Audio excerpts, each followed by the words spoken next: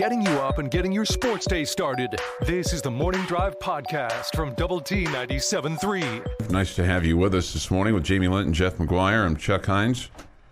We talk a little football with you today. Start of the NFL, week 2 for the Red Raiders, week 3 of the college football season, technically, as we'll have the Bills and the Rams tonight at 6:30 on 100.7 The Score. Red Raider football with Joey McGuire tonight at 6 o'clock here on Double T 97.3. High school football tomorrow night. We've got 3 games for you. Coronado plays at Wichita Falls Riders, 6:45 on Oldies 97.7. And then tomorrow night, Lubbock Cooper looks to get back in the win column as they play at Abilene Wiley, 6:30 the broadcast on 100.7 The Score. And Friendship looks to go back-to-back with wins. They take on Monterey tomorrow night at home at Tiger Stadium, 6:30 the broadcast time, with the kick just after 7 o'clock. I would think there'd be a good crowd tomorrow night at Friendship for that. Yeah, I would think so. I mean, you got, It won't be as good as the crowd that had at Cooper the other night. No. And maybe not the same level of passion. But I would expect the Monterey folks to show up. Can you call them crosstown rivals? I mean, I don't know that I would call that as much of a rivalry. Maybe you can, just not as passionate as the one with Cooper. Because, see, I would think if you're ranking them like in the city for Friendship, I'd go Cooper 1, Coronado 2. And then Monterey a distant third. Okay. I can buy into that. You know, that's kind of how I see it from the outside looking in. Okay. I think mainly because it seems to me like Friendship and Coronado over the years have played more. Maybe. You know, it's been, in my mind, maybe sometime since Monterey played Friendship, but heck, it could have been 2 years ago. There's some things that I can remember from 27 years ago, and there's some things I can't remember from 27 minutes ago. Yeah, I'm right there with you. You know, it's along those same lines. Red Raiders look for their 3rd win over a ranked team since 2013. They had a ranked win in the Matt Wells era in 2019 at home against Oklahoma State on October the 5th. They won 45-35. And then you have to go back to the first year of the Kingsbury administration in 2013, and that was the win over TCU when TCU was ranked 24th on September the 12th, 20-10. So these, and then this is part of reclaiming Jones Stadium, right? This is part of, saying, hey, we're going to be a menace to teams. We want them to fear the Jones. All those terms that you want to use. This is how that starts, is by beating ranked teams at home. Sure. I mean, ranked or unranked, you gotta take care of your home field, and unfortunately, you haven't been able to do that as well as you would like in recent years. And I would think, it's what comes first, the chicken or the egg, but.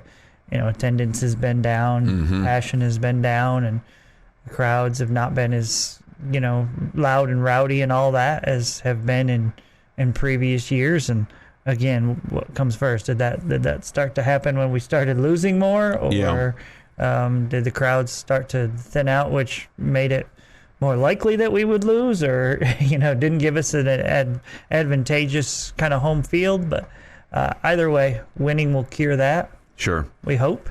And you had a great crowd the other night, so I would imagine it'll be just as good, maybe even better this week. See, I think by and large, the rank and file fan has been extremely patient over the years with this football program.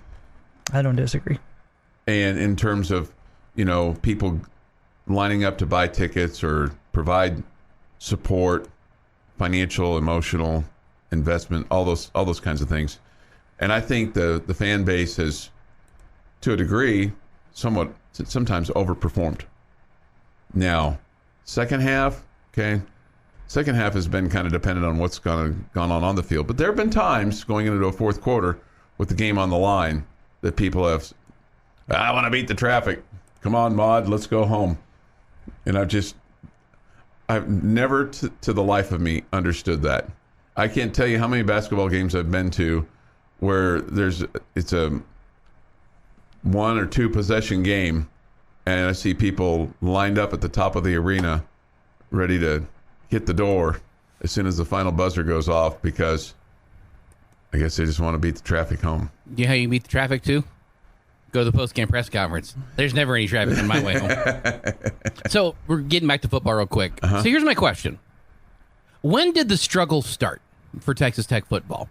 We have fond memories of Texas Tech with Mike Leach. So I think that's it can't be there because 2009 you went to a bowl game. 2010 you were 8-5 under Tommy Tuberville. I wouldn't call that being unsuccessful. You then have your first 5-7 season in forever and 2 decades, it felt like. You then went back to a bowl game and were 8-5. Cliff, his first year, went 8-5. Is that 4-8 the next year? Is that the beginning of the struggles? That's where I'd put it. That's where I would start it. Because you still had a little bit more success after that. 7-6 in 2015. 5-7, not great. And then we get to the rest of the Kingsbury area where it kind of was sparsely populated with wins. I might go back to 2011 when your bowl streak ended. You went 5-7 in the Big 12. You start off with 4, and then went back-to-back bowl games though. I know, but you had 4. You had 4 wins in a row, and then you had a loss at home to A&M, 45-40, and a loss at home to K-State, 41-34. And then to me, one of the most crushing losses in the Tuberville administration, aside from the 66-6 to Oklahoma State, was that 41-7 loss to Iowa State. It's pretty bad. You know, when I just remember being at game day and having this kid on from Ames, Iowa, and this is before Iowa State had really kind of reset the deck and had become a menace, you know, in the Big 12, and feeling sorry for this kid because I just felt like we're going to beat the bejesus out of you. And it was quite the opposite.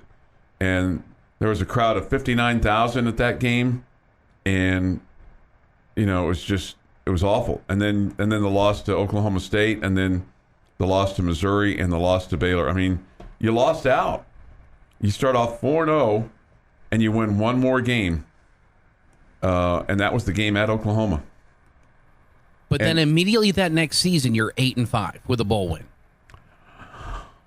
No, I understand that, but I mean, but it was clear it wasn't going in the right direction because you had those back-to-back losses against K-State on the road, and then Texas at home, and then you have the takes you 2 overtimes to beat KU here, and then you finish up losing at Oklahoma State and losing to Baylor in overtime, because I think if you beat Texas at home and you beat Baylor, Tuberville's going to get renewed. Maybe. I think if you beat Texas at home and you don't have the headset incident against KU the next week, I think you could look at the Oklahoma State game and go, well, that's a team that you've won at home, you've lost there. You've won at home, you've lost there. And you go beat Baylor, you're going to get a much better bowl game than what you got, the Houston Bowl. And Tuberville's going to get renewed. And I'm not going to say you'd be better off than where you are today. I'm just saying he's going to get renewed at that point in time. He's not going to go to Cincinnati. Probably think you're right. I think I'm buying what you're selling there. I'm not. So it's just hard for me to start the frustration when you make 3 out of the next 4 bowl games. After the 5-7 season was terrible. There's no argument there. That's where the start of some of the passion started to go away. Because people took a lot of pride. I remember Jamie being I was really bummed by the bowl streak ending. crushed by that. Yeah. You know, I think a lot of people, and deservedly so. It was like the longest bowl streak, aside from I don't know, maybe I think it was Florida State that had a longer one. But there wasn't very many. Mm-hmm. And there was a lot of pride with that. And when that bubble popped, so to speak, it's just like people got turned off and went a different direction, and you started losing some of your passion, you started losing some of your mystique of Jones Stadium, all those things. The 66-6 game was like the absolute crusher. It was pretty embarrassing. Yeah, no doubt. Big plays and even bigger laughs. This is the Morning Drive Podcast from Double T 97.3. Hope you're off to a good start to your morning drive this morning. If you're with us, then it couldn't be a better, smoother drive, right? That's right. Yeah, today is the 8th day of September, 2022. Here's Jeff McGuire with this day in sports history. Who's driving? Because that would determine how rough the ride would be.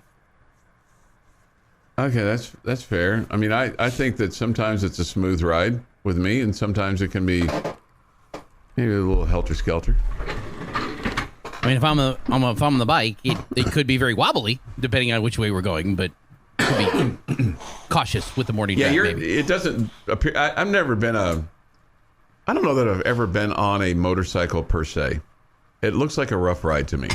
It's smooth, but you're not always vertical. Sometimes you're at an angle because that's the easy way to turn. And more fun, by the way, more fun. I don't necessarily want to be vertical or horizontal on a motorcycle. I didn't say horizontal, just on an angle. Yeah, you're just not perfectly vertical like you are. Anyhow, 1939, Indians' Bob Feller, at 20 years old, is the youngest pitcher to win 20 games in a season. Wow. 1954, with a 3-2 count, Phillies' Richie Ashburn fouls off the next 14 pitches. He would then get a walk. Oh, that's a good AB. 1958, Pirate Roberto Clemente ties a modern record of 3 triples in a game. I still love the triple. I think I like the triple. Aside from the home run, where it's a big home run, you win, blah blah blah. The triple to me is just one of the most exciting things in baseball. I would agree. I would take the inside the park homer over the triple. Sure. But, yeah, it's fantastic. It's fun. In order: inside the park home run, triple, stealing home run. I'll take stealing home over the triple. Because you get the run scored? No, just because the excitement. It's way more rare. It is way more rare. Yeah. 1963, Milwaukee Braves future Baseball Hall of Fame pitcher Warren Spahn ties Christy Mathewson with 13 20-win seasons. 1965, Kansas City A's Brett Camperness plays all 9 positions in a single game. That'd be Bert Campaneris. That's right. Listen to that 6 times this morning. I should have got that right. Campaneris.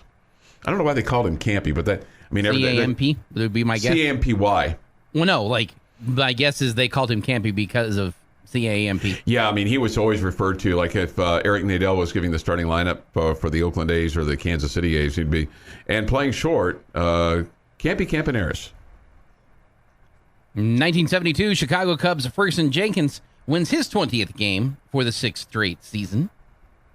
A year later, Billy Martin would be named the manager of the Texas Rangers. 1984, U.S. women's tennis, Martina Navratilova retains her title, beats Chris Everett Lloyd 4-6, 6-4, 6-4. 1985, Pete Rose ties Ty Cobb with 4,191 hits. A little foreshadowing to tomorrow. Going to be a big day. 1991. Did this just for you, Jamie. NFL Buffalo Bill quarterback Jim Kelly passes for not 1, not 2, not 4, but 6 touchdown passes versus the Pittsburgh Steelers in a 52-34 win. Wow. You don't see many 50s in the NFL. 1990. Not a lot. 1993, Houston's Darryl Kyle throws the 3rd no-hitter of the season in an Astros 7-1 win over the Mets. And in 2002, Texas Rangers set a major league record by homering in their 26th consecutive game as Texas falls to Tampa Bay. It is National Date Nut Bread Day. I'm out, but I'm sure. Are you in on the date nut? Date nut? It's dates and usually like walnuts, not walnuts, sliced almonds kind of thing in a bread mix. I avoided dating all crazy people back in my day. Okay, well, it would seem to me like I wish I could say the same. date nuts would be like right up your alley with regard to the trail and things like that. Yeah, I'm not exactly sure what they are, but I probably like them. Yeah. Happy birthday to Pink, who is 43. Pink? Pink, the singer. The singer Pink, yeah. Bernie Sanders, 81. David Arquette, 51. Chumley from Pawn Stars is 40. Okay. And Garrett Cole is 31. And on this day in 1644, Dutch Governor Peter Schlewantz, no way I got that right, surrenders New Amsterdam to the capital of the New Netherlands to English naval squadron under Colonel Richard Nichols, who helped resist the English, but was an unpopular ruler for the Dutch. Refused to rally around him. Following his capture, New Amsterdam's name was changed to New York in honor of the Duke of York, who organized the mission. So the next time you're hanging out with They Might Be Giants and they say something like this,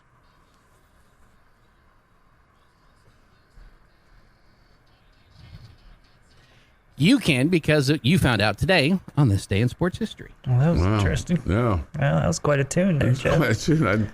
So I'm watching Pawn Stars last night, and there's a guy selling like a medieval crossbow. Oh, was it from Lubbock? He was from Lubbock. Yeah. Yeah. Yeah. I was like, oh, that's crazy. There is an episode of Pawn Stars that I have seen like 5 seconds on YouTube of. The gorilla is on it. Yeah. I've only ever seen the 5 seconds of it. I clicked on it and misclicked it.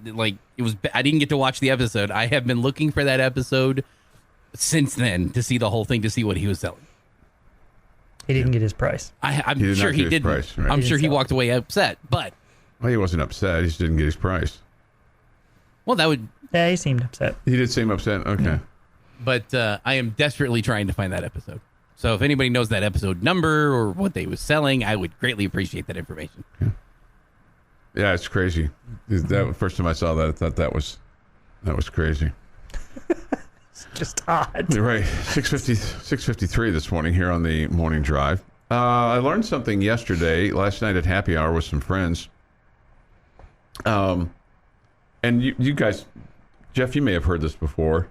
But this is a man helping man, or man helping your son or your nephew or your grandson or just friend kind of thing. Basically, it's because here's what happened is one of my friends said Josh Jung got called up, and then somebody else said, Chuck, did you hear that? Josh Jung called up, and I said, yeah, that was news about an hour ago. And then, boy, that was like, they were like, oh, well, excuse me, well, that kind of deal. And this other friend of mine said to me, hey, here's a kind of a wise old thing to kind of think about. When a man tells you a joke, even if you've heard the joke before, act like you've never heard it before. In other words, you don't want to show somebody up. So I guess I kind of showed up my friend a little bit because I was like, well, that was an hour ago news. Okay. But see, I didn't want them to know that I didn't. I wanted them to know that I already knew, not that I didn't know, like they were telling me something that I didn't know. But I should have said, oh, that's really cool. Yeah, that's awesome for him. As opposed to, well, that's like an hour ago. That was a jerk move by me. I have some You friends. seriously, somebody had to tell you this now at 61. I know, right? That when a man tells you a joke, act like you've never heard it before. Or just, I mean, you can say I already know without being a jerk. Or you don't have to. I know. You don't have I just had never heard it put that way before. You don't have to be the first to know everything. If you knew already, you're right. And he told you, you just say, yeah, that's pretty cool. Yeah, it was his wife. Yeah, that's pretty cool. Yeah. And that doesn't say I didn't know. I know. That doesn't say you know first. It doesn't say he knows first. Right. Just say, yeah, that's cool. It was a bad move by me. You're right. I mean, I should have known better. I should have been better than that. Oh, Laura. Poor Laura. She wasn't there last night, though. No, but I know she's still. spent a lot of time with you over the years. She's tried. She's tried. She's tried. So I just never heard it put that way before. If a man tells you a joke, don't. Yeah, You've heard if it you before? ever say like, "Hey, welcome to the '80s," or like, welcome to 2 hours ago, Yeah. you were being 100% a jerk. Yeah, right. Well, I Yeah. didn't quite say it like that, but I mean, it was poor form. Yeah, It was poor form. yeah. I've been there. I've done it too. Recapping yesterday while looking ahead to today's sports day. This is the Morning Drive Podcast from Double T 97.3. Jamie Lent and Jeff McGuire. I'm Chuck Heinz. Look forward to your thoughts and comments on the Yates Flooring Center chat line. Go to the Double T 97.3 mobile app. It's presented by Happy State Bank. Yates Flooring Center chat line is open as well. We will have Red Raider football with Joey McGuire tonight at 6 o'clock. But before that, our good friends Aaron Dickens and Mike Gustafson from Tech Talk will be on location today. They'll be at Twin Peaks this afternoon. So if you're out and about and you want to wet your whistle or get an appetizer or maybe just a late lunch or an early supper, dinner. Do you say supper or dinner? It's Is it dinner? dinner. Yeah, dinner. I've said supper before. Yeah, I too, think though. growing up it was supper, but I think that's one of those things, part of the country. Sure it is. Yeah, no doubt. Somebody says this, because I've been listening to your show daily, I now find myself saying, that's fair, after people state an opinion. Jamie and Chuck consistently say, that's fair, or I think that's fair, and it's contagious. Okay. How about sorry about you, or you do you, or those are contagious as well. You do you, correct. We haven't consistently gotten sorry about you correct yet, so it's hard for that to catch on. No, you're right. You're right. I'm still kind of working on that. Who's we? It's just me. Unfortunately, it's a group. We're all lumped in together on this one. It's just We're a group when things go well. When when things go poorly. things go I'm on an wrong, island it's by on- myself. it's- So we're a group Chuck. like one day a week, No, one day every other week. I know how this deal works. I'm a terrible human being, Chuck. No, you're not. You just. I heard you talking on Bottom Line yesterday about what did you do to deserve Clint and I, and I think that is fair. What did you do? He did it to himself. In a way, He's the one that makes that decision. Yeah, in a way, maybe he just took that burden on so nobody else would have to. Is that pretty much the way that went? No. Okay. Clint needs a full-time babysitter, so there's some truth to that. What about me? Am I beyond hope? I'm the only one that'll get up in the morning. Okay, we'll get up in the morning. 7:18 this morning. Or here in on the middle of morning the night, really, is when we drive. wake up. Right. So look forward to the boys being at Twin Peaks today. Okay. This from the Yates Flooring Center chat line. Good morning, gentlemen. I'm going to the game Saturday. It's been over 20 years since I've been. Do you all know where a good place to park is? Anywhere you can find it. I would tell you that there's places right around the stadium that you can pay $20 for and walk across the street. Ouch. On the east side. If you want to do that. That's the best way to do it. Just put a 20 in your hand and hand it to the person and walk across the street. Make it easy on yourself. It's crazy the amount of money that parking brings in nowadays. Oh, no doubt. No doubt. I remember the first time I had to pay for parking at a sporting event, and I was like, what? And now it's the way of the world. It's the way of the world. Yeah, it was at a Miami Heat game Okay. on my honeymoon. I was like, what? Pay to park? Pay to park. What? What is this? Where are you from? Where are you from, kid? And now you can pay like $70 to park at Jerry's World. Oh yeah, it's all of that, if not more. It's fun. Okay, UTSA and Houston played last week, 37-35. Houston won in 3 overtimes. Coach Joey McGuire was asked the other day, what did UTSA do well against Houston? Well, the one thing, and it's against anybody, Jeff Traylor has got a very physical football team, and they run to the football. I mean, it is extremely impressive how hard they play on defense. And that's a defense coordinator that was a high school coach with Jess, and he does a phenomenal job. I think those guys really love their coaches, and they play really hard for them. They play hard for each other. And so, I mean, that's what they do well. They've done it, this is his third year, and it's amazing what, he's done. Not surprised because he did that at Gilmer. If you look at his Gilmer teams, they played great defense. They played really hard, and, they showed that. And then they had a vet quarterback that's played a lot of snaps. We played him in 2019 when he was a young guy, and you knew he was going to be really good. He's another guy that's a dual threat that can extend plays. And anytime you have quarterbacks that are dual threats that can extend plays, it's always tough to defend. So I thought he did a really good job against those guys. That's head football coach Joey McGuire. So their quarterback, Clayton Tune, went 22 of 32, 206, threw 3 touchdowns, and he carried the ball 15 times, 51 yards, and ran for a touchdown. So he was responsible for 4 touchdowns. Now, pretty impressive. Granted, some of those, were because of the short field, right, with the overtime and all that kind of stuff. But still, the fact that the dual threat, and we kind of understand what that has done from a Texas Tech standpoint. What he said, Coach McGuire, and he may allude to this in this next comment, the defensive line is their best position group. And so the question was asked about Texas Tech's offensive line and what they need to do this week against Houston.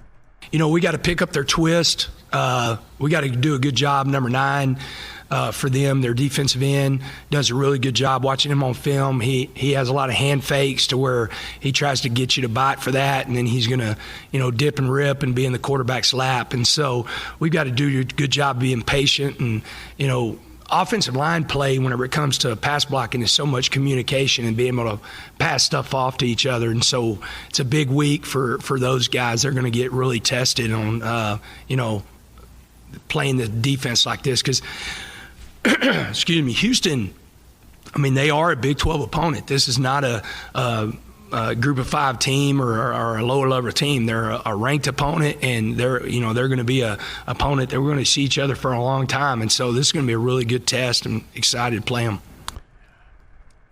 And I think if you can provide protection, it's just like anything else. If you can at least give your quarterback a fighting chance, that leads generally more to victory than it does to defeat. Yeah, absolutely. No question. I think that's the one thing where we're looking this weekend, at least I am. I'm looking at the offensive line for the Red Raiders and the defensive line for the Red Raiders because we know Tune can hurt you with his feet and with his arm.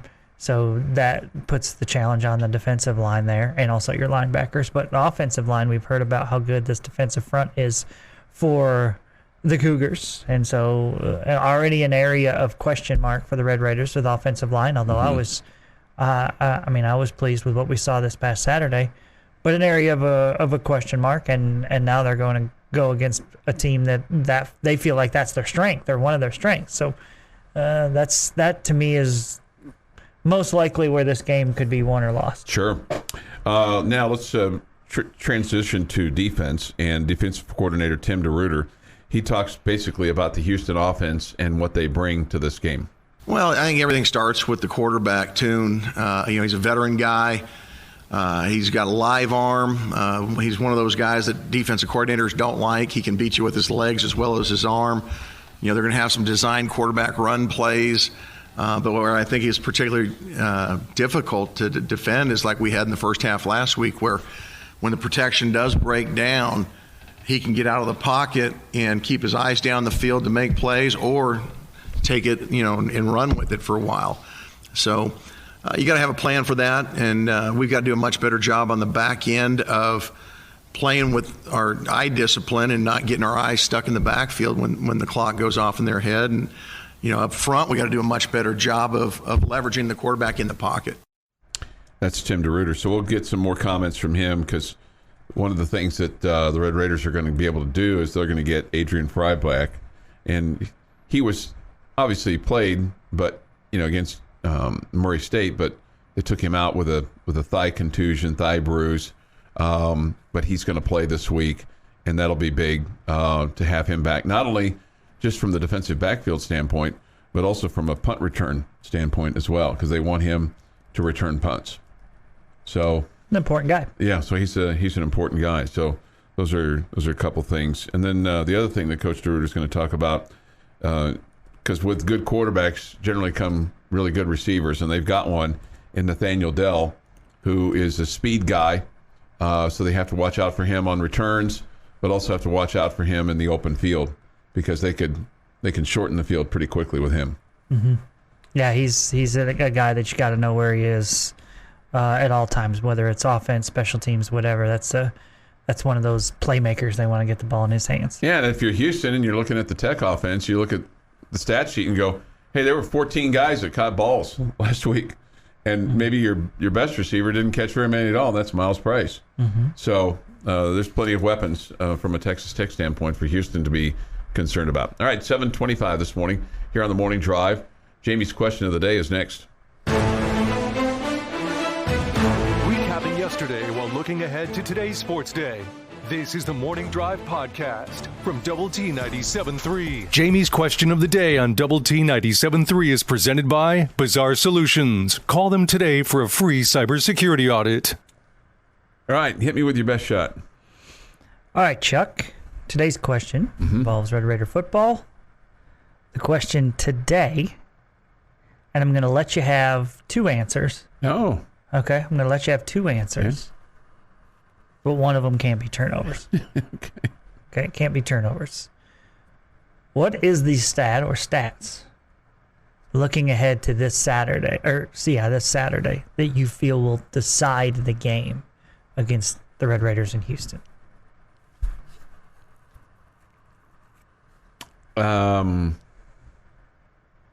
What are the key things you're looking for? Okay, I think I've already mentioned that what they did last week, what UTSA or what Houston did against UTSA, third down. Can you get off the field?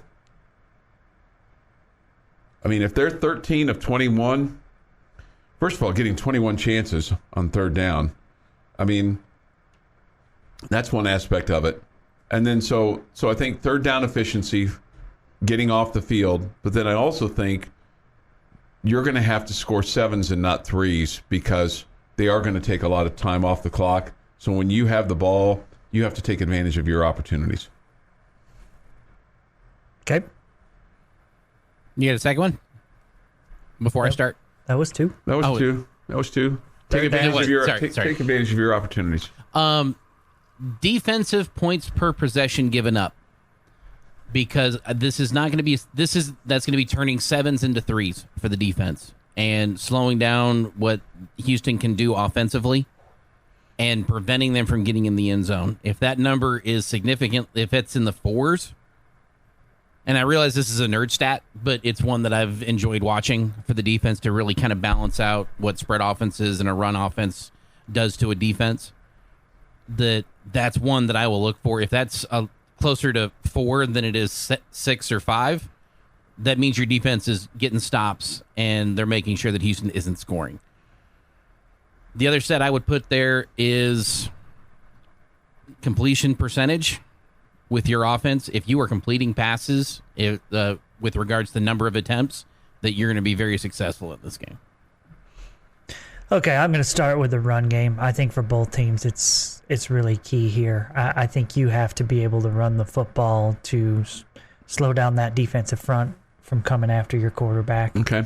And part of the run game can include your quarterback running with the football as well. So I think the run game is massive. I also think it's massive on the other side of the ball to slow down their running attack and see if Clayton Tune can beat you.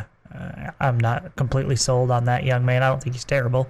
I just don't think he's a game changer. Mm-hmm. So if you can slow down their run game and force Tune to try to beat you, that to me is a better avenue for success. Okay. If you're the Red Raiders. And the other one I'll go to is I think one leads to the other, but I do think third downs are huge. You have to be able to get off the field, and you have to be able to convert, stay on the field. So I think that's for any football game, that's a big stat, and I think it'll be big in this one, because I do think both teams have good enough offenses that they can hurt you, and so you have to find a way to, probably get them behind the chains a little bit, so you're getting them in 3rd and long. But at the same time, you can give up yards, you can give up first downs. You just got to find it. You can't give up 3 3rd down conversions on one drive. You got to find a way sooner or later to get off the field. Mm-hmm.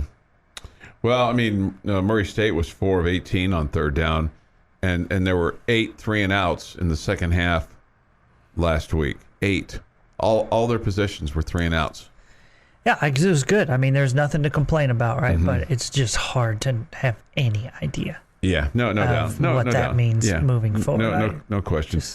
Somebody says this: if our DBs can shut down their wide receivers, we'll win. Okay. Somebody else says time of possession and red zone efficiency.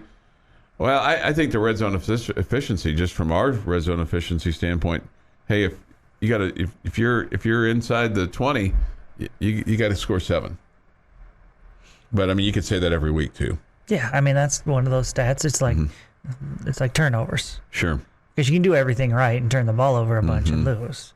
You can do everything right, but then stumble inside the 20 and you can score 4 times with 4 field goals. The other team only scores twice, but it's 2 touchdowns, you lose. Right, because it's 14-12. Because you can't go for 4. Would you like to see that? Like if it's outside the 50, 4 points? Why are you trying to trick it up, man? I don't know. I just felt like, what the 3-point play has done for college basketball has been pretty exciting. Couldn't the 4-point play do that for college football? What if it was even 60+? Say it's 60+. Give it 4 points. No? No, I'm not a fan of it. But. Okay. Okay. I would probably have been more surprised if you had been a fan of it than if you had not been a fan of it. How about that? Yeah. Okay. That would have been, I think, a bigger surprise to me than if you had been a fan of it. 7:36 this morning here on the Morning Drive. Your thoughts, your comments. Yates Flooring Center chat line. If you have a thought about Texas Tech in Houston, are you nervous about this game? Or are you bullish? I'm nervous. Okay. I still think the Red Raiders are going to be the team that comes out on top, but I'm nervous. Mm-hmm. Do you think there's much value to last year in terms of what they did or what you did? I do. I mean, as far as do I compare? I mean, I look at last year and feel like you outplayed them, and so you absolutely can do that this year. I don't know that I think that's the end all be all because both teams are different. Team players have left and players have come in. Yeah. So it's not the same exact thing, but I mean, heck, you've got a whole new coaching staff. Right. Coach Derutyer was asked the other day how much tape that they will use from the Houston game last year and getting ready for this game on Saturday. That's at 3:00. Well, I think we obviously look at it, during our summer studies. That's where you start it. Coach Holgerson and his staff have been together for, quite a bit. They do a terrific job. Last time I coached against Coach Holgerson was probably about a dozen years ago. He's changed over the years. He's much more balanced now. And I think it makes it a much more difficult attack than, especially when you've got a quarterback who can also run the ball. You've got to defend the entire field in the pass game and the run game. And so you can't just load up like maybe against an air raid offense where you're always dropping 8 and, making them or daring them to throw the ball or run the ball. It's something, though, that this year with their personnel, although they got a lot of veteran guys back, they've got some different guys. They've got the transfer running back in 20. They've got the freshman running back 21. They're good backs to complement 4. A lot of the scheme, there's some similarities in what they do, and so you're going to be who you are. You believe in something as a coach, but every year there's wrinkles, and of course they had some wrinkles last week. Yeah. So and there's new personnel, and like you said, for them, for Houston, I mean it's a brand new scheme, but these guys, they have a pretty good idea of what each other's doing from previous matchups or things like that. So Sure. there's a history there, right, between all those guys. So anyway, it'll be interesting on Saturday. Some other interesting games on Saturday. Number one, Alabama takes on Texas down in Austin. That's an 11 a.m. kick. The Texas people are a little salty about that. K-State and Missouri play at 11 as well in Manhattan. Salty because it's 11 a.m.? Yeah. Okay. Got a little border war going there between K-State and Missouri. A little border war in border war between Iowa State and Iowa. Another good matchup potentially is Arizona State and Oklahoma State. Both those teams are 1-0. And then there's a Big 12 tilt in week 2 with Kansas playing at West Virginia. Mountaineers favored by 13.5. If Neil Brown loses that game, is it curtains? Man, it'll definitely make his seat a lot hotter. Yeah. It feels like he's teetering. Yeah. 7. You predicting your Jayhawks to get a win? No.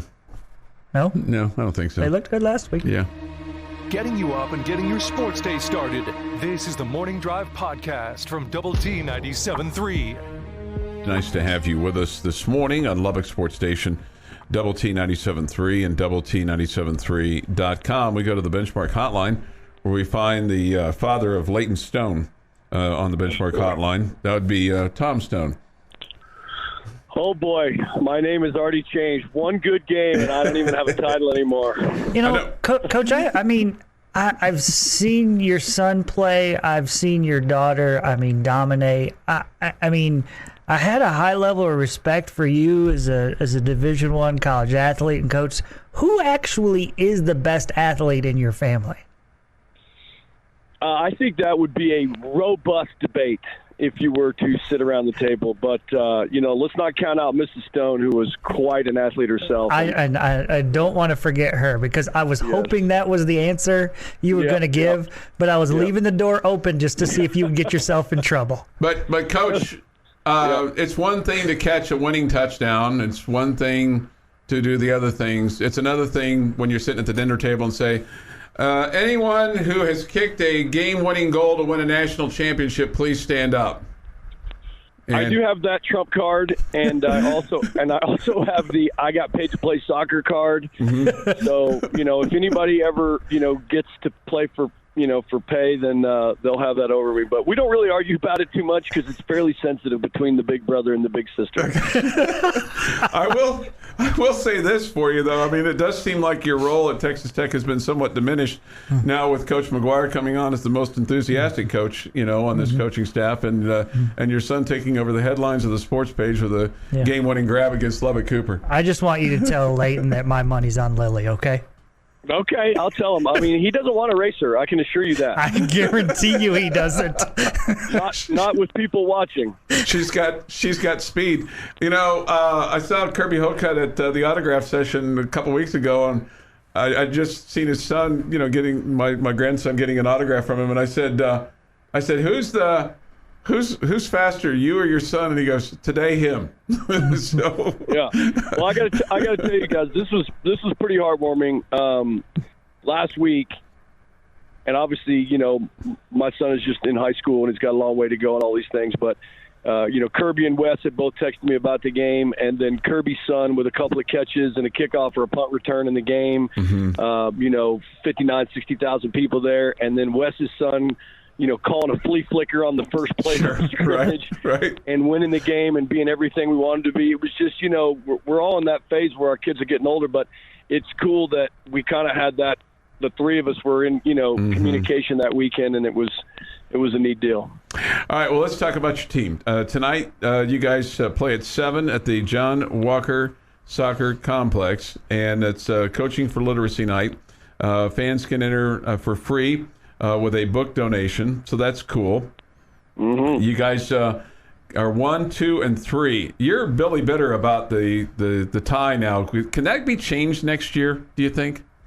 It can be. I think the first thing that we need to do is if the rule's in for 2 years, which is what they said it was originally, although there's enough rhetoric out there right now. Everybody's pretty upset. The ties have already doubled in the whole NCAA, and it's a mess. But the other part of it is we didn't put in any rules about the clock.